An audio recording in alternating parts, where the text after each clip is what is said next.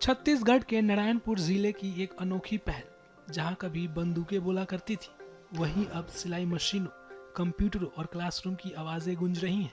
ये कहानी है लाइवलीहुड कॉलेज नारायणपुर की, जहां आत्मसमर्पण कर चुके नक्सली अब अपनी जिंदगी को नई दिशा दे रहे हैं।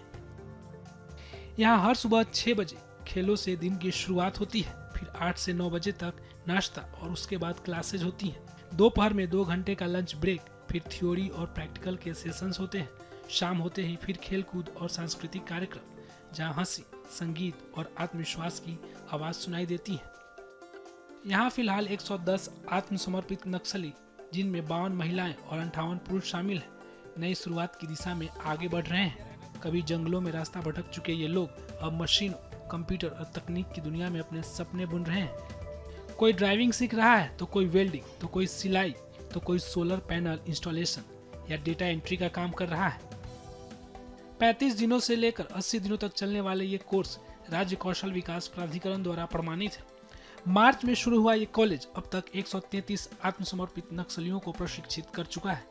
इनमें 140 को प्रमाण पत्र मिल चुका है और करीब 50% को रोजगार भी मिल गया है। लेकिन यह कॉलेज सिर्फ कौशल नहीं, बल्कि मानसिकता बदलने की प्रक्रिया है। फिल्में देखना, खेलों में भाग लेना और साथ मिलकर काम करना, ये सब उन्हें समाज में फिर से घुलने मिलने की राह दिखा रहे हैं।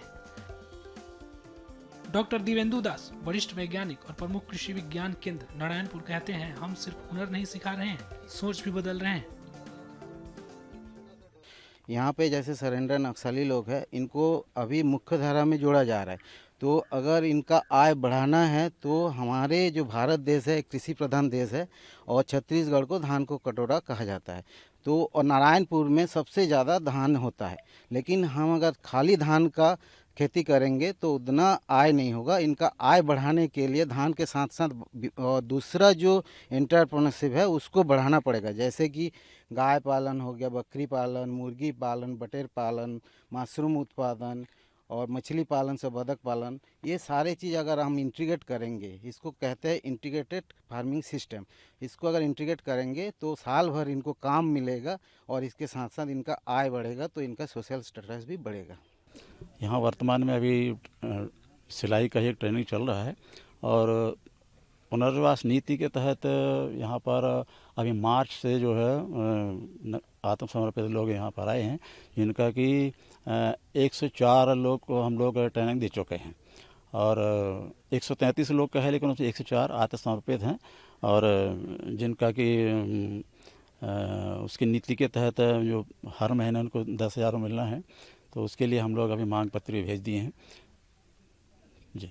ये ट्रेनिंग किस किस चीज़ों की ट्रेनिंग? हाँ, ट्रेनिंग यहाँ पर अभी मिनिमम तो 35 दिन का ट्रेनिंग होता है और अभी जैसे ड्राइवर का है और प्लम्बिंग का है और आपका सिलाई का है, कंप्यूटर का है, ये ट्रेनिंग दी जाती है।